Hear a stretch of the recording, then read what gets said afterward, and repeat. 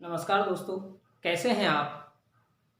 आज हम एक महत्वपूर्ण टॉपिक जनसंख्या के अध्ययन करेंगे। आज आपका ये जनसंख्या का टॉपिक है बेहतरीन या बेहद रोचक रहने वाला है, क्योंकि हम इसमें बेहतरीन ट्रिकों के माध्यम से है अध्ययन करेंगे तथा साथ ही साथ हम आज हमारे साथ जुड़े रहिए। आज हम पूरे देश की जनसंख्या संबंधी विशेषताओं के बारे में है शहर कराएंगे। चलें तो आगे हम इस जनसंख्या के अध्ययन को स्टार्ट करते हैं। किसी भी देश की सबसे महत्वपूर्ण संसाधन जनसंख्या संसाधन होता है, क्योंकि जनसंख्या एक ऐसा संसाधन है जो सभी प्राकृतिक संसाधनों को विकसित करने का आधार होता है। किसी देश की संपन्नता इस बात पर निर्भर करती है कि वहाँ का जो लोग हैं उनका आर्थिक विकास किस तरह का है। वो इस बात पर डिपेंड करता है कि वहाँ का मानव संसाधन किस तरह का है। अर्थात कहीं पर उद्यमी लोग अधिक हों, हमारे साहसी लोग अधिक हों, श्रम शक्ति क्षमता अधिक हो, तो वो देश है प्रगति के पथ पर आगे अधिक बढ़ता है। जैसे आपने सुना होगा कि जापान जैसा देश, जहाँ पर संसाधनों की न्यूनता है लेकिन उच्च मानव संसाधन की वजह से है, एशिया के देशों में से विकसित देशों की श्रेणी में आता है। दूसरी चीज है, भारत में संस्थागत विकास के लिए जनगणना है वो प्रारंभ की गई, क्योंकि आपको नियोजित तरीके से विकास करने के लिए एक आंकड़ों की आवश्यकता होती है कि हमारे पास हमारा मानव संसाधन कितना है। दूसरी चीज आती है कि भारत में जनगणना का प्रारंभ अंग्रेजों के समय, जब ब्रिटिश भारत के समय से हुआ, और पहला हमारे यहाँ पर जनगणना हुई 1872 में लॉर्ड मेयो के एक समय। लेकिन ये संपूर्ण जनगणना नहीं थी। पहली विधिवत रूप से संपूर्ण जनगणना है, अर्थात जिसको आधिकारिक जनगणना कहा जाता है, वो 1881 से स्टार्ट हुई और वो हुई रिपन के समय से। और उसके बाद होते हुए हर 1881 के बाद प्रति 10 वर्ष के बाद भारत में जनगणना है वो की जाती है। और जनगणना स्वतंत्रता के बाद भारत में एक अधिनियम बनाया गया, जनगणना अधिनियम, जनगणना अधिनियम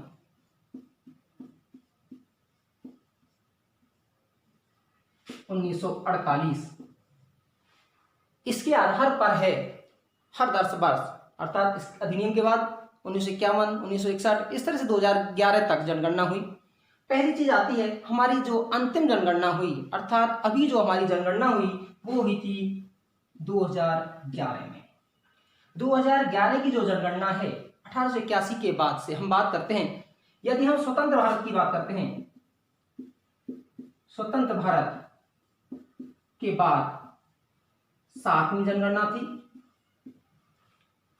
और सहस्त्राब्दी अर्थात 21वीं सदी की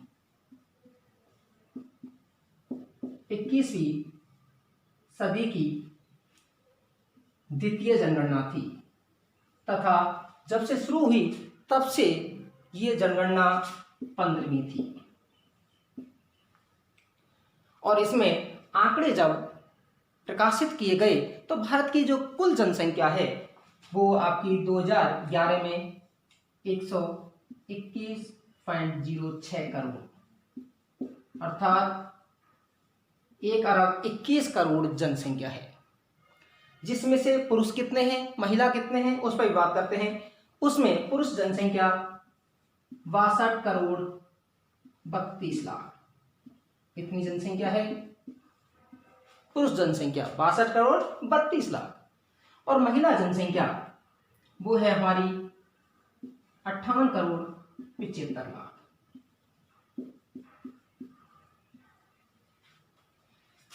अर्थात विश्व की भारत की जो जनगणना है आपकी जो जनसंख्या है 121 करोड़, वो विश्व की कुल जनसंख्या का कितना परसेंट भाग है? 17.5% है। अर्थात 17.5% भारत में जनसंख्या है विश्व की पाई जाती है। अर्थात ऐसे कहें इसमें कि विश्व में प्रत्येक छठा व्यक्ति है वो भारतीय है।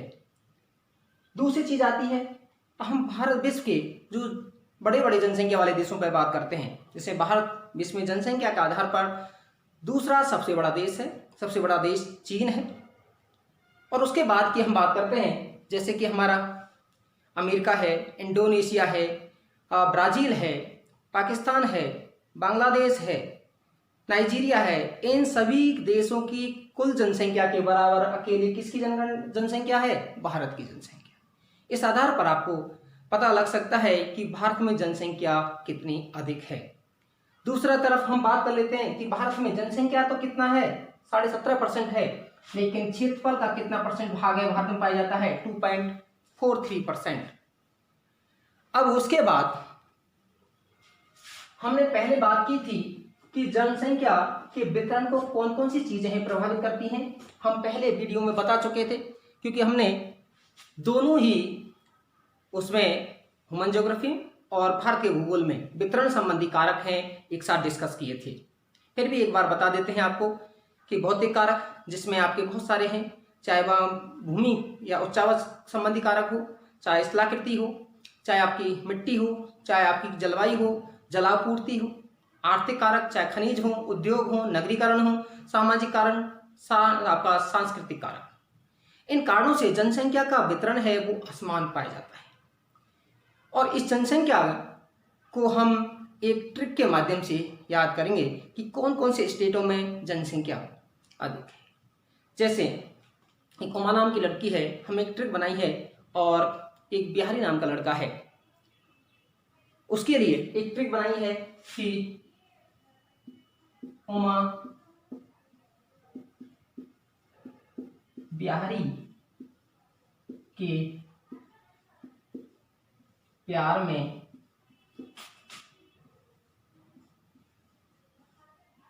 अंधी हो गई,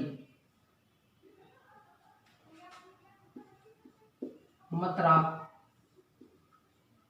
कबू। ये हमने बनाई है। उमा से आपका उत्तर प्रदेश, और जिसकी जनसंख्या है 19.98 करोड़। दूसरा है मां से महाराष्ट्र, और उसकी जनसंख्या है 11.23 करोड़। ये सभी करोड़ में है। बिहारी से बिहार, इसकी जनसंख्या 10.38 करोड़। प्यार से पश्चिम बंगाल, और इसकी जनसंख्या है 9.13 करोड़। उसके बाद अंधी का है आंध्र प्रदेश। ध्यान रखिए, कंफ्यूज नहीं होइए कि आंध्र प्रदेश का विभाजन 2014 में हुआ। हम जनगणना हमारी कब हुई? 2011 में हुई, अर्थात आंध्र प्रदेश। और यहाँ की जो जनसंख्या है वो कितनी है? 8.46 करोड़। उसके बाद में मतरा में से मध्य प्रदेश,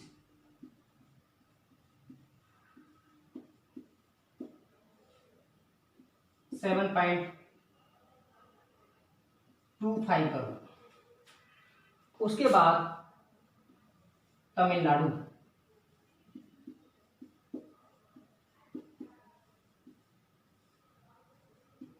7.21 करोड़। उसके बाद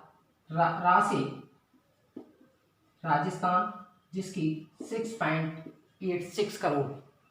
उसके बाद में है कैसे कर्नाटक, 6.11 करोड़।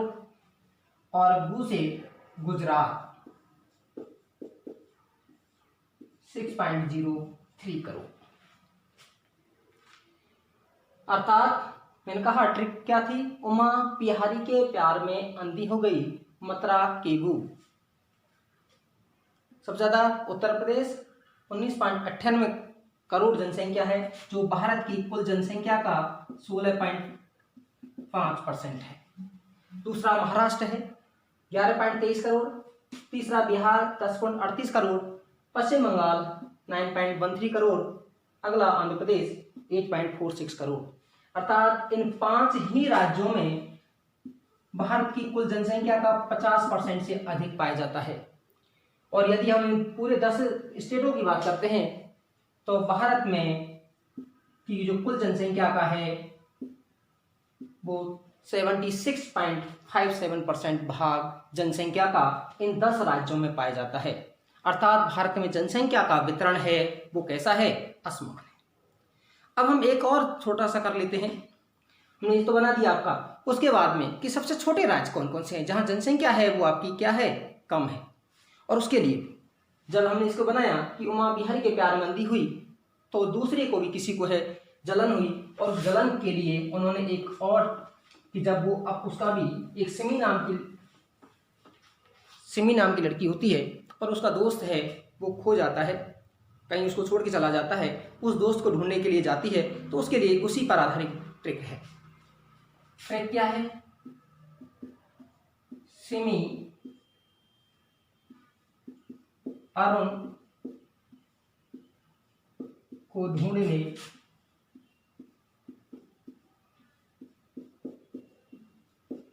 गोवा या सिमी को अरुण, दूसरा हम दूसरी तरह से कर सकते हैं, इसको हम ऐसे बना लेते हैं, सिमी को अरुण गोवा में ना मिला।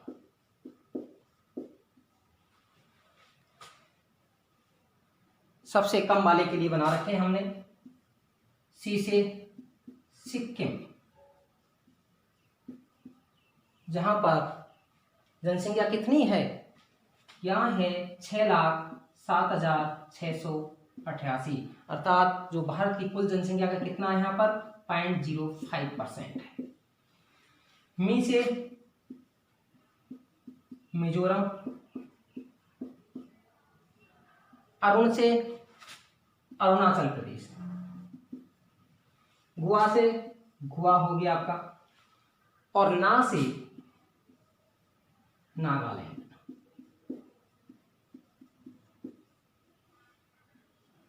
ठीक है, तो उससे कौन कौन से हैं, सबसे कम सिक्किम, उससे ज्यादा मिजोरम, उसके बाद अब दूसरी चीज आती है कि ये जनसंख्या का वितरण हमने सारा देखा कि इनमें असमानता क्यों है। जैसे हमने बताया कि सबसे ज्यादा जनसंख्या कहाँ है आपकी, उत्तर प्रदेश में है। कारण क्या है कि उत्तर प्रदेश में जनसंख्या अधिक होने का, उसका अधिक होने का कारण है कि वहां पर मैंने बताया होगा कि जहां पर मैदानी क्षेत्र अधिक होगा, उद्योग धंधे अधिक होंगे, जनसंख्या भी अधिक पाई जाएगी।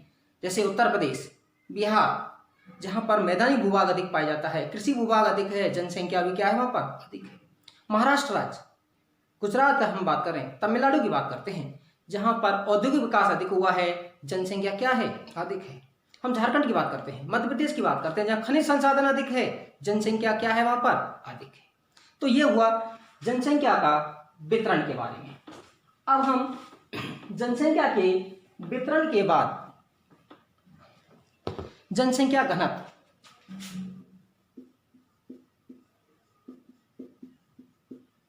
जनसंख्या घनत्व दोस्तों हमने पहले डिस्कस किया था पिछले वीडियो में कि जनसंख्या घनत्व क्या है, प्रति इकाई क्षेत्र में रहने वाले लोगों की संख्या ही क्या है, जनसंख्या घनत्व। लेकिन हम सामान्य रूप से किसमें करते हैं, प्रति वर्ग किलोमीटर क्षेत्र में रहने वाले लोगों की संख्या ही क्या है, जनसंख्या घनत्व है। और कैसे निकालते हैं जनसंख्या घनत्व को, आपका जनसंख्या घनत्व बराबर कुल जनसंख्या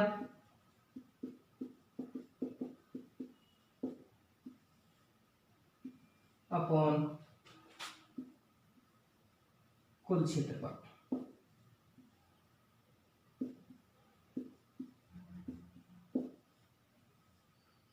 अब हम उसके लिए हम जैसे कि बात कर लें कि भारत की 2011 की जनगणना। भारत का कुल जनसंख्या कितनी थी हमने बताई थी 121.06 करोड़। कुल क्षेत्रफल कितना है हमने बताया होगा, वैसे 32,87,263 वर्ग किलोमीटर है, लेकिन उसमें बहुत सारा एरिया पीओके में है, पाकिस्तान के पास है। कुछ हमारा एरिया है वो हमारा लगभग 44,000 के करीब है, चाइना के पास है। अर्थात उसको हटा देते हैं तो हमारा क्षेत्र बचता है 31.7 लाख वर्ग किलोमीटर एरिया।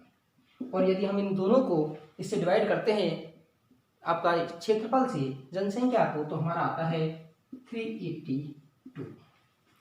क्या है ये 382 व्यक्ति प्रति वर्ग किलोमीटर।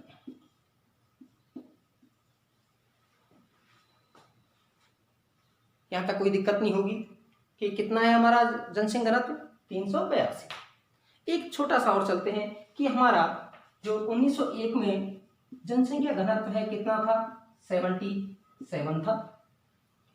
हम 2001 की बात करते हैं तो हमारा था 324 और 2011 में है वो कितना हो गया 382। कितने की बढ़ोतरी हुई 2001 से 2011 के बीच में आपका 78। ठीक, तो इस तरह से आपका अब ये बढ़ने का कारण क्या है कि जब जनसंख्या वृद्धि होगी तो जनसंख्या घनत्व भी क्या होगा बढ़ेगा। अब उसके लिए भी हमने एक ट्रिक बनाई है घनत्व के लिए भी, और ट्रिक क्या है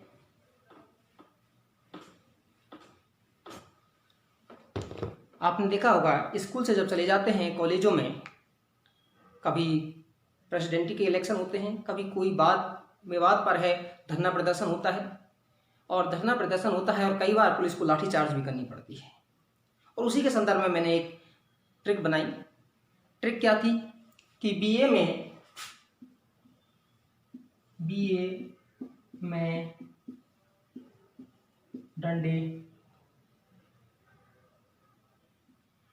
डंडे पड़े।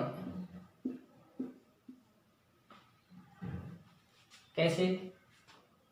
बी से बना दिया बिहार, ये सबसे ज्यादा जनसंख्या घनत्व वाला। ए से अरुणाचल प्रदेश,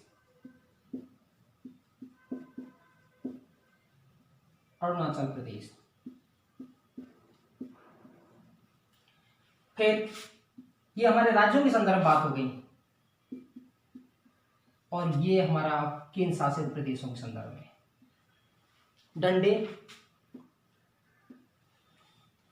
पहली चीज आती है कि हमारा सबसे ज्यादा जनसंख्या घनत्व है केंद्र शासित प्रदेशों में है, वो कहाँ है देखिएगा। डंडे, डे से आपका दिल्ली, डंडे को संधि विच्छेद करेंगे तो ये हमारा बनेगा डे प्लस अंडे।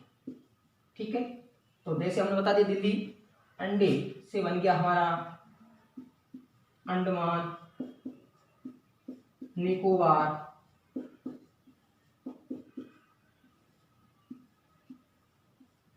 द्वीप समूह।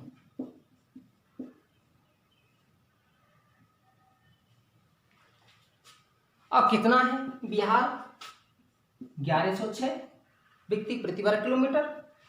सबसे कम बताया अरुणाचल प्रदेश कितना है 70।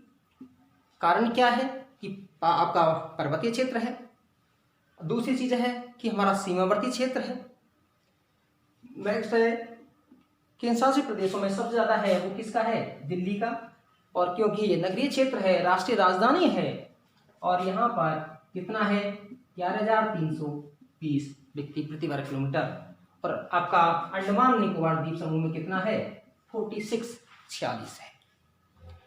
ठीक है, तो ये आपका जनसंख्या के जो घनत्व संबंधी बात है वो हुई। उसके बाद हम एक थोड़ा सा और देख लेते हैं कि इसके बाद कौन कौन से हैं। सबसे पहले बिहार हो गया। बिहार के बाद अगर हम बात करते हैं तो पश्चिम बंगाल।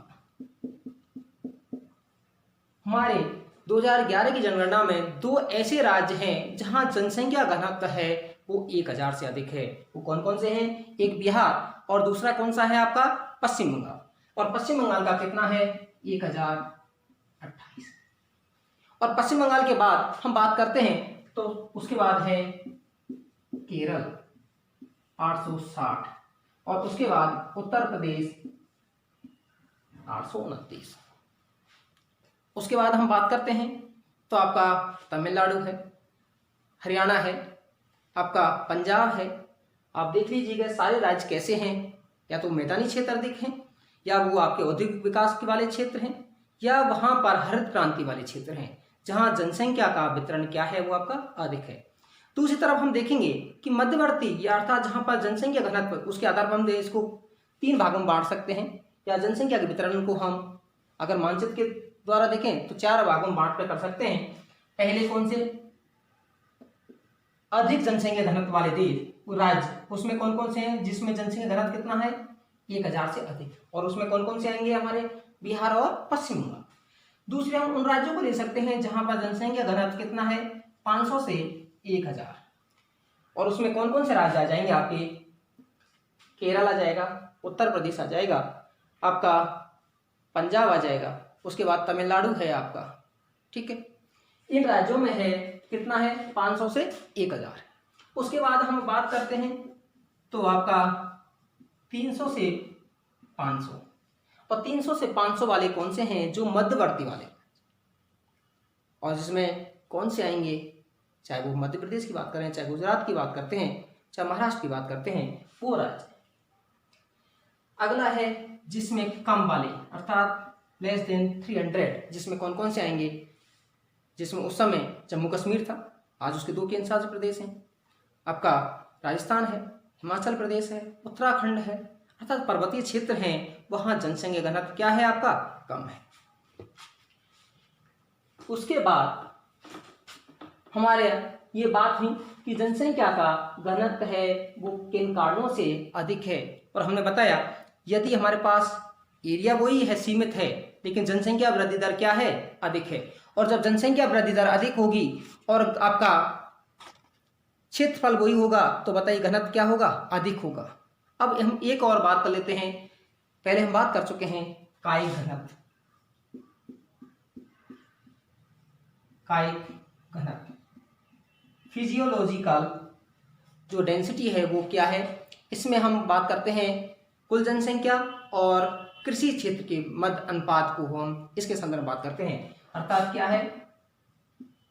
कुल जनसंख्या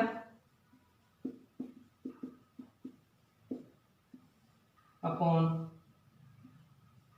कुल निवल, या इसको हम ऐसे कर दें निवल कृषि क्षेत्र। ठीक है, निवल कृषि क्षेत्र। एक और हम बात कर लेते हैं कृषि घनत्व।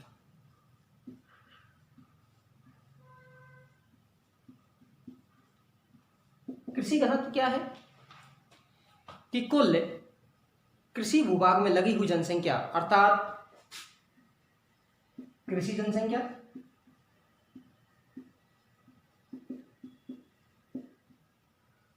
बटे में निवल कृषि क्षेत्र।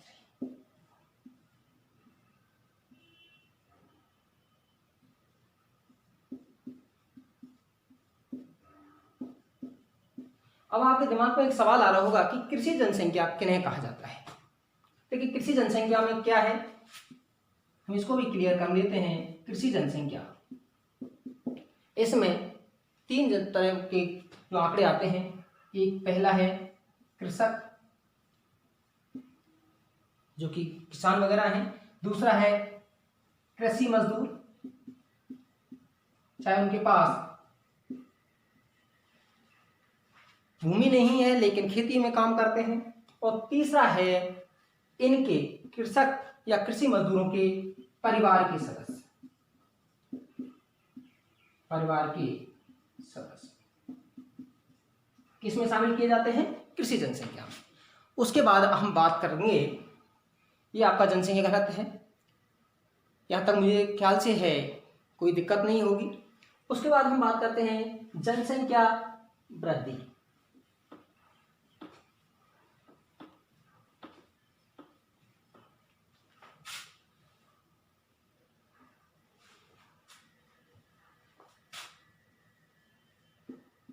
जनसंख्या वृद्धि, देखिए वृद्धि हमने पहले बात कर ली थी। जनसंख्या वृद्धि क्या है?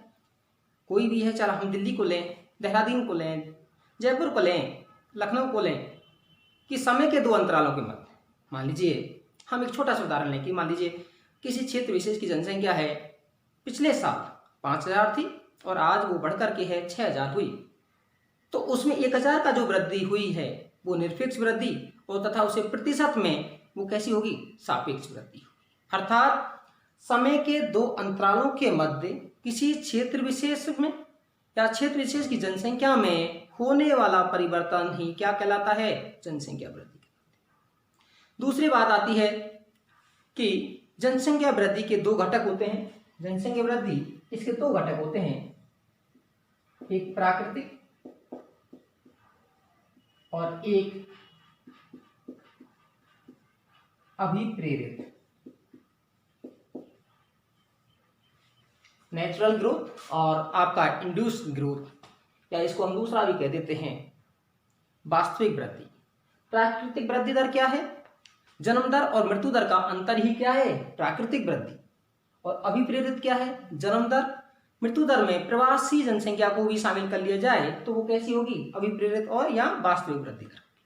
ठीक है, और इसके आधार पर है देश में है वृद्धि दर में भिन्नता है वो आपकी पाई जाती है। दूसरी चीज है, हम 2011 के आंकड़ों पर हम बात करेंगे कि 2011 में भारत की जनसंख्या वृद्धि दर कितनी रही। अगर हम बात करें 2011 में, तो भारत की जो वार्षिक वृद्धि दर है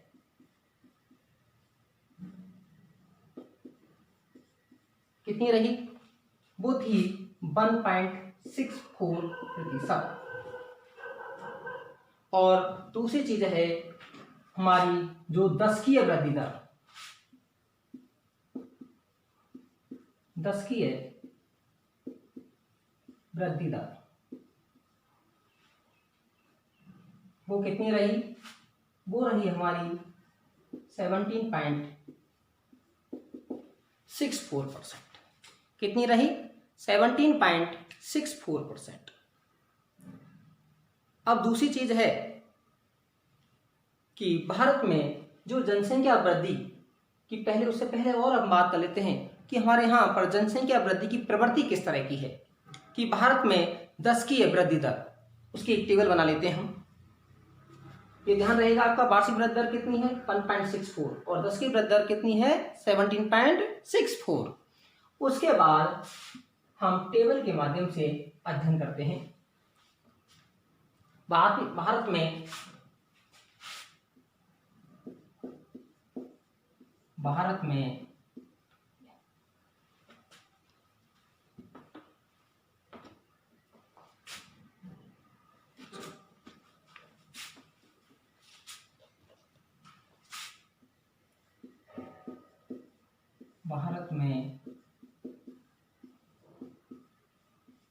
दशकीय वृद्धि दर, क्योंकि इसी के संदर्भ में बताएंगे कि भाई आपका जो जनांगीय संक्रमण सिद्धांत आपने पढ़ा था पिछले वीडियो में, उसकी कौन कौन सी अवस्था यहाँ पाई जाती हैं। उसके हम इस टेबल के बनाने के लिए हम एक तरफ जनगणना वर्ष एक कॉलम में, दूसरे कॉलम में हम जनसंख्या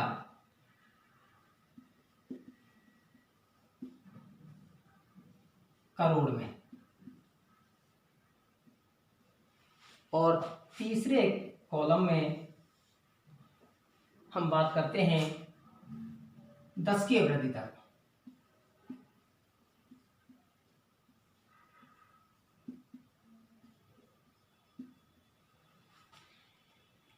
अब उसको हम एक एक चीज तरफ चलते हैं।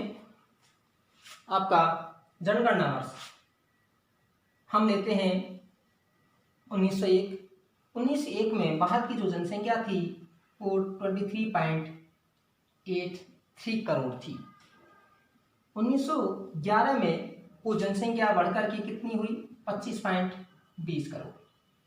और 1921 में वो आपकी हो गई 25.13 करोड़, अर्थात इसमें कमी आई।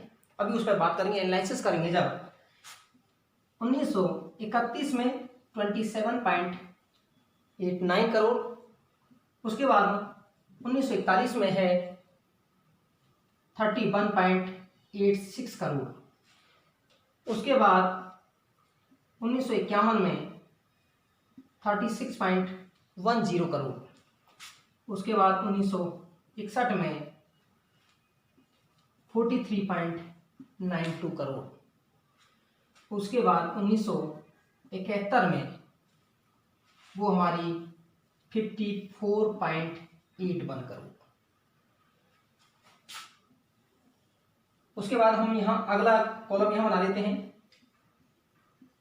1981, और 1981 में जो हमारी जनसंख्या थी 68.33 करोड़।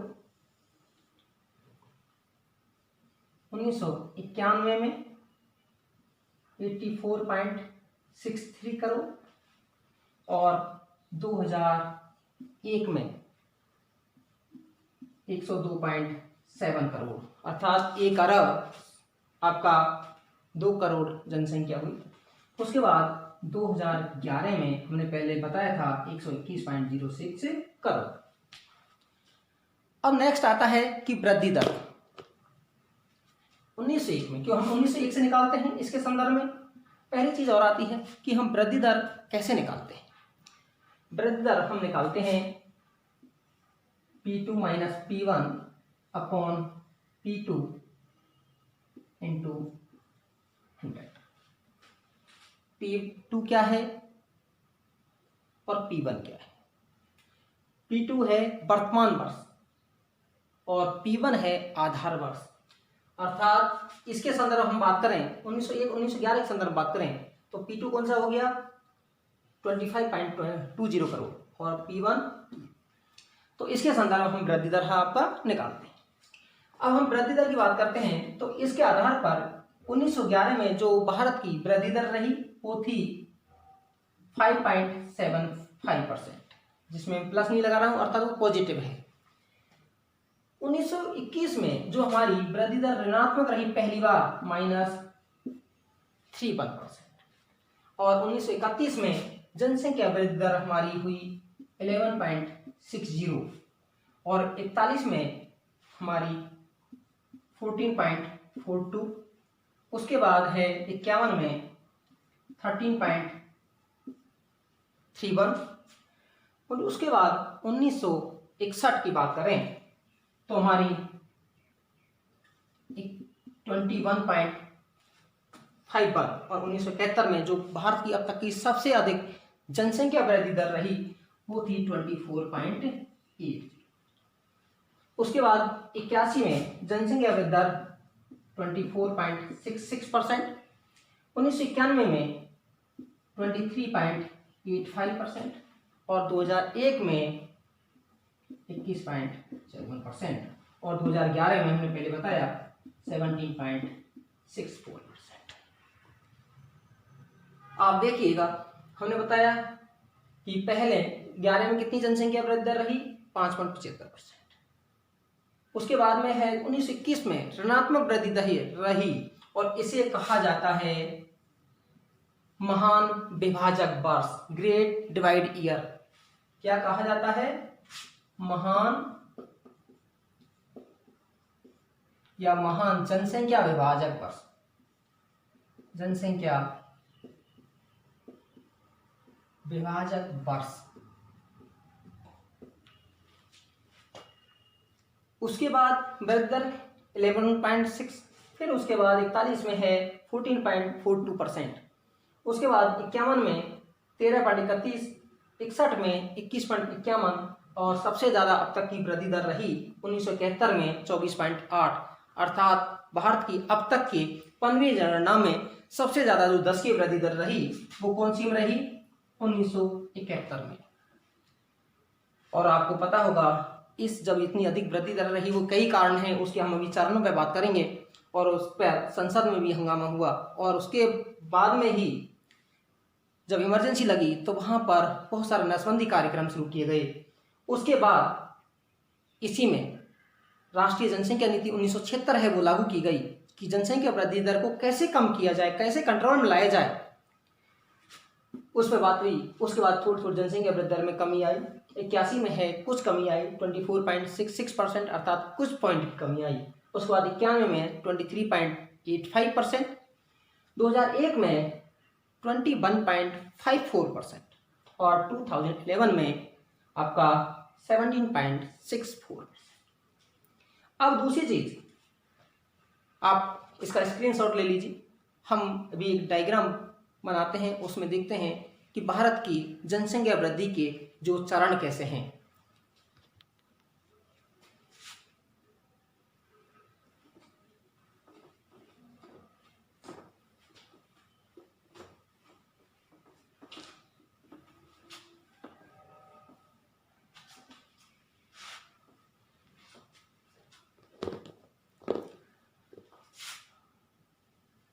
भारत में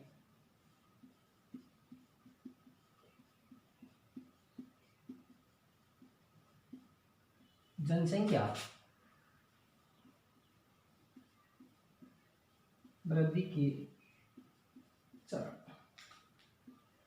अर्थात इसलिए टेबल के आधार पर भारत की जनसंख्या की प्रवृत्ति को देखने के बाद हम भारत की जनसंख्या को 4 चरणों में बांट सकते हैं। नंबर 1 फर्स्ट स्टेज या प्रवास्ता फर्स्ट, या हम कहें प्रथम चरण।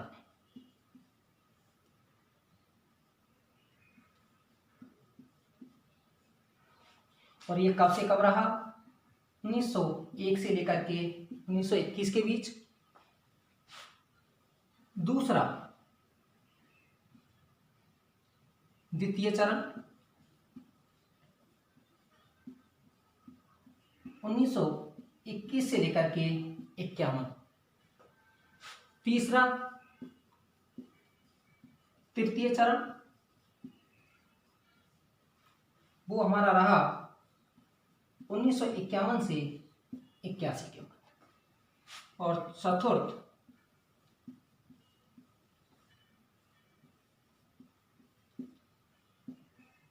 उन्नीस सौ 81 से वर्तमान।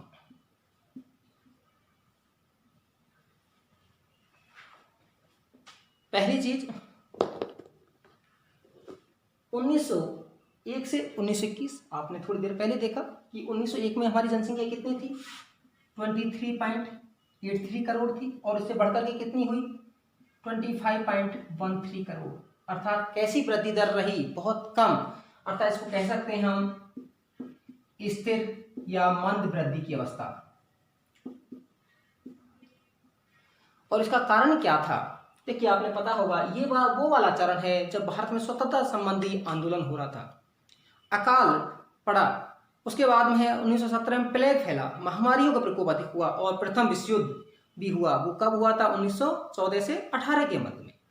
तो बहुत सारे लोग हैं उसमें मारे गए और इस कारण से जनसंख्या वृद्धि है वो अधिक नहीं हुई। और इसके ये भी हुआ कि 1911 से 21 के बीच का दशक है अब तक ऋणात्मक वृद्धि का दशक रहा, जिसे महान विभाजक वर्ष के रूप में जाना जाता है। किसे? 1921 को।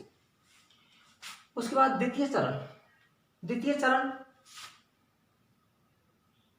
ये इसमें कि भाई यातायात के साधनों की वृद्धि हुई, और जब यातायात के साधनों की वृद्धि हुई, स्वच्छता में विकास हुआ, स्वास्थ्य में विकास हुआ, मृत्यु दर में कमी आई। लेकिन 1930 के दशक में पड़ी वैश्विक महामारी और द्वितीय विश्व युद्ध, और कब हुआ? 1939 से 45 के मध्य। और तीसरा है भारत पाक का विभाजन।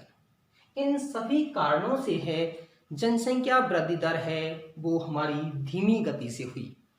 अर्थात इसको हम कह सकते हैं धीमी वृद्धि का चरण। और इसमें हमने बताया 1921 में जनसंख्या कितनी थी, 25.13 करोड़, और 51 में बढ़कर के कितनी हो गई, 36.10 करोड़।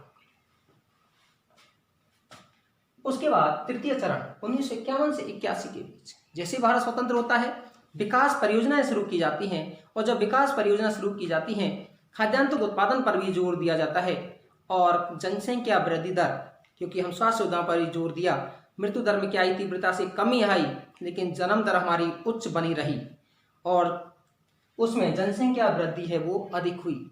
एक और रीजन था, रीजन क्या था कि बहुत सारे लोग हैं, जब तिब्बत में मूवमेंट हुआ 1959 में, तो वहाँ से बहुत सारे जो शरणार्थी हैं वो भारत में आए, नेपाल से भी बहुत सारे लोग हैं रोजगार के लिए भारत में आए, और 1971 में पूर्वी पाकिस्तान में जब बांग्लादेश का आपका उद्भव हुआ, उससे पहले बहुत सारे लोग, अर्थात 1 करोड़ लोग हैं वो बांग्लादेश से आए, अर्थात उस दशक में जनसंख्या वृद्धि दर में क्या हुई, वृद्धि दिखी।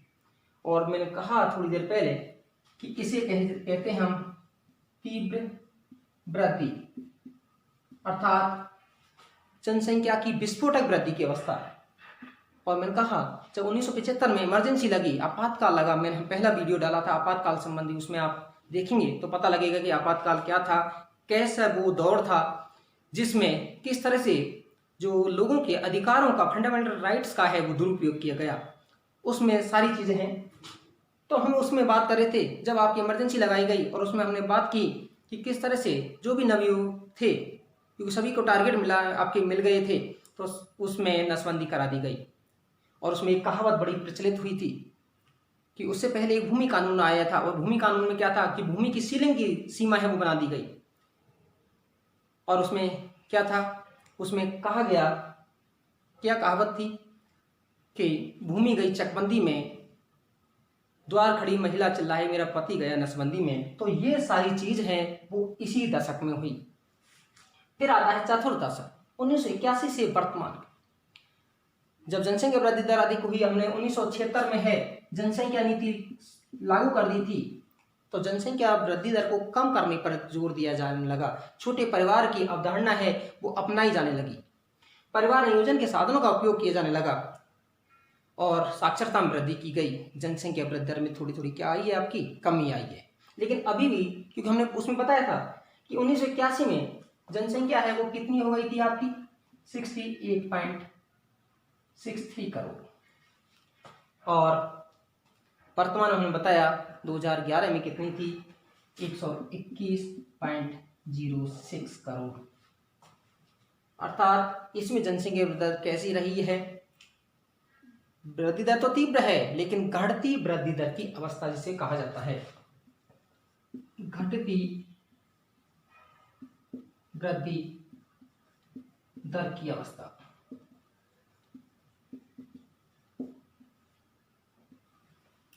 इसको हम एक डायग्राम के माध्यम से समझा सकते हैं। इधर आपका, और इसमें क्या है, जनगणना वर्ष, और इसमें इधर की तरफ जनसंख्या करोड़ में, 20, 40, 60, 50, 100 और 120। दूसरी तरफ है, यहां हम ले लेते हैं 1921 जो हमारा महान चरण है, 1901 से 1921। उसके बाद 21 से लिया हमने 51, फिर लिया हमने 81, और उसके बाद 2011।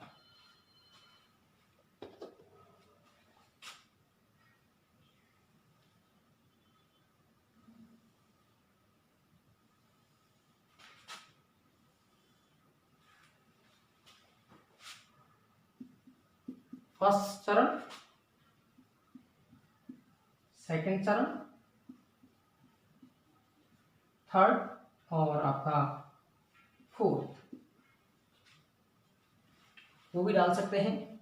स्थिर वृद्धि का चरण, धीमी वृद्धि का चरण, नेक्स्ट है तीव्र या विस्फोटक वृद्धि का समय, और अगला है घटती वृद्धि दर की अवस्था। हमने बताया 1901 में जनसंख्या कितनी थी, हमने बताया 23 पॉइंट, और 21 में 25 करोड़, 51 में 36 करोड़, और 81 में है 68 करोड़। और इसमें अर्थात हमारी जनसंख्या वृद्धि की प्रवृत्ति, जनसंख्या वृद्धि, या हम जनसंख्या रख सकते, ठीक है। तो ये था हमारा 4 चरण। उसके बाद अब हम देखते हैं, ये तो हमने देख लिया ओवरऑल कि देश की जनसंख्या वृद्धि किस तरह की है, लेकिन हम क्षेत्रीय आधार पर कि जनसंख्या, भारत में जनसंख्या वृद्धि के क्षेत्रीय आधार पर असमानताएं हैं।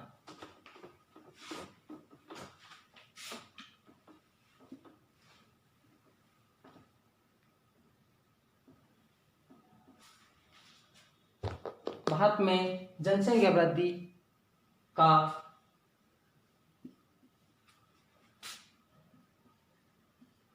क्षेत्रीय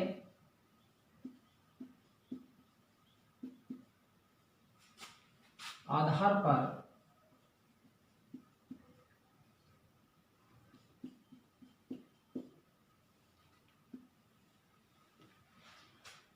क्षेत्रीय आधार पर अब आप बताइएगा, हमने सारी बातें आपको बताई कि बताइए जनसंख्या वृद्धि दर कहाँ अधिक होगी, जहाँ गरीबी का अनुपात अधिक होगा, जहाँ साक्षरता की दर कम होगी, वहाँ जनसंख्या वृद्धि दर क्या होगी, अधिक होगी।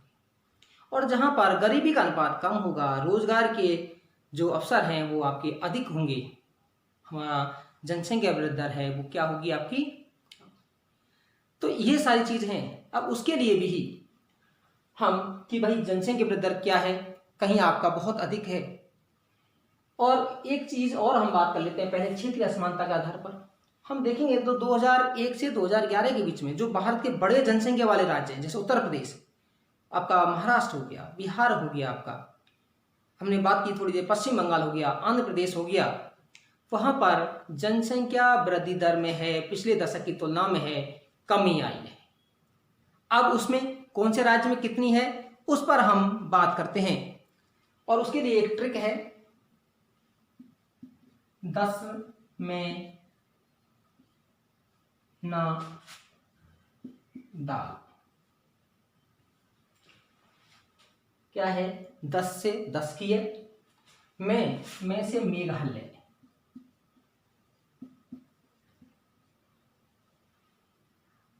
ना से नागालैंड, दा से दादर नागर हवेली, और ला से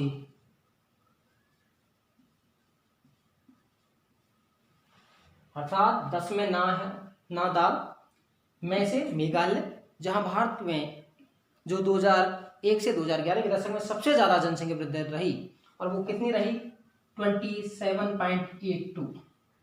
कहीं पर आपको इसको ऐसा भी मिल सकता है 27.9, कंफ्यूज नहीं होना है। अर्थात ये सबसे ज्यादा राज्यों में रही, और सबसे कम नागालैंड -0.61।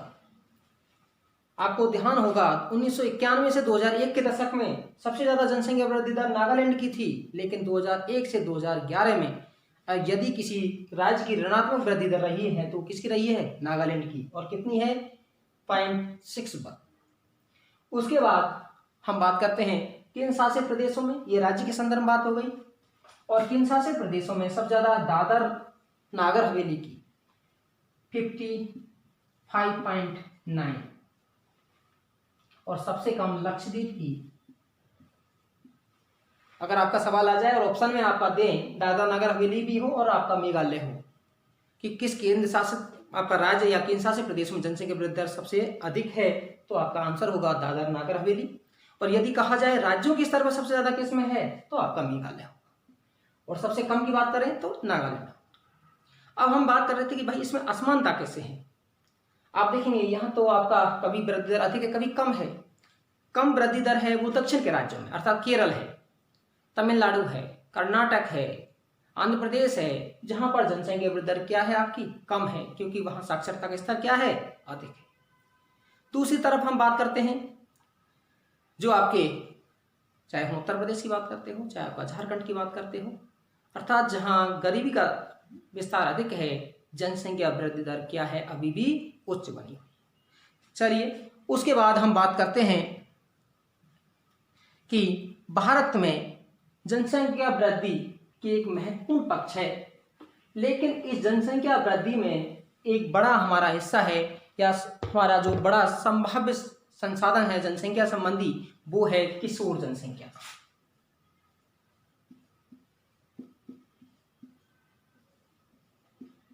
किशोर जनसंख्या, एडोलेसेंट पॉपुलेशन क्या है, अर्थात वह जनसंख्या जो किस आयु वर्ग में आती है, 10 से लेकर के 19 वर्ष के बीच में आती है, वो किशोर जनसंख्या कहलाती है।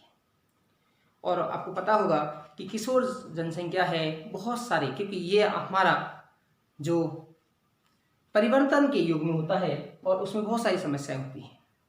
आपने देखा बहुत सारे हैं, ओवरवेट होते हैं, कुछ हमारे स्टंटेड होते हैं, अर्थात आपका कुछ में वेट अधिक होता है, कुछ आपका हाई आपके एज के अकॉर्डिंग है, हाइट नहीं होती है।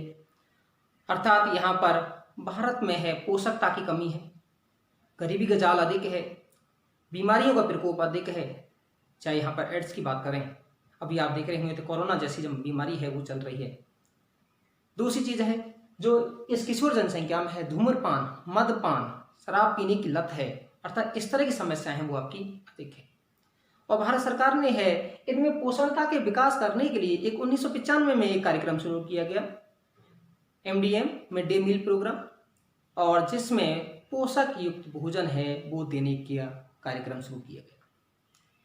उसके बाद सरकार ने है 2003 में एक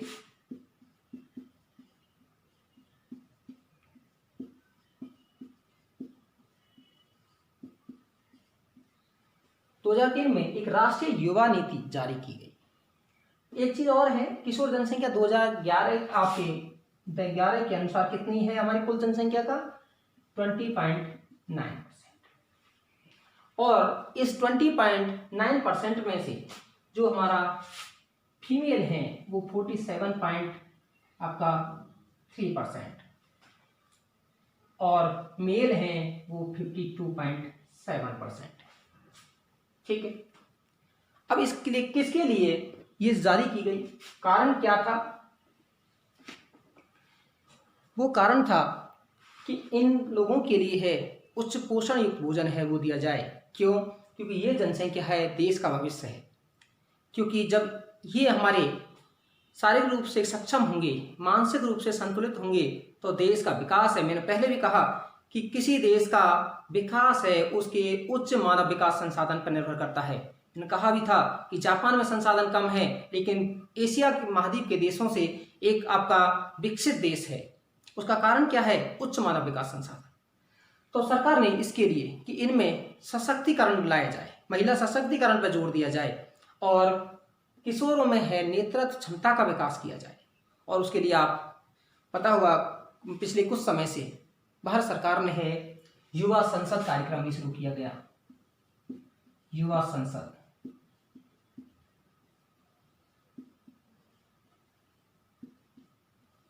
और वो किसके लिए? इनमें नेतृत्व क्षमता का विकास करने के लिए, कि इनमें नेतृत्व कौशल का विकास हो, इनमें राष्ट्रीयता की भावना का विकास हो, देश प्रेम की भावना का विकास हो। और जब ये सारी चीजें होंगी और जब ये उच्च संपन्न होंगे, उच्च आपके मानव विकास संसाधन के रूप में होंगे और देश के योगदान या देश के विकास में इनका योगदान है वो आपका अधिक होगा। इन्हीं सारी चीजों पर दूसरी चीजें हैं, आज आपका ये क्लास है कैसी लगी आप लोगों को, आप मुझे बताइएगा कमेंट बॉक्स में। और आपको अच्छी लगी है तो आपका लाइक, शेयर, सब्सक्राइब कीजिएगा। Thank you.